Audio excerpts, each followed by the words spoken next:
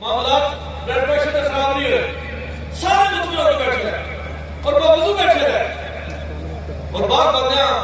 मेरे कहने जाख्या कि शादी देखो मैं तो तक घड़ी से करता ये बाबा जी की करामत है।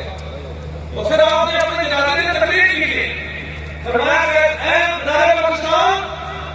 कभी ये नजर भी देखी या रसूल अल्लाह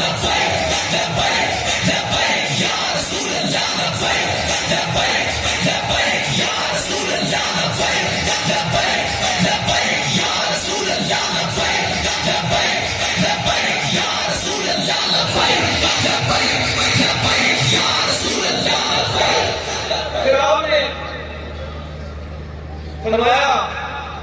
कि बड़े जनाजे बहुत नहीं होते, गुजारा नहीं होते, बड़े जनाजे कभी भी इश्क ना होते। आपने अपने जनाजे की तकलीफ फरमाई और इस तरह लगता है कि ये तकलीफ हमारा ने सरकार में एक कर है। और उसने देखा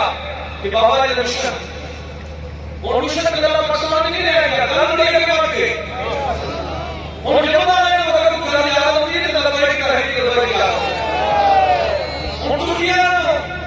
जिसने इन्होंने बंदा जिसने हज का खुतबा दिया योगी ने यार कि तुर्की ने आख्या कि असली इनका खुतबा नहीं चलाना तुर्की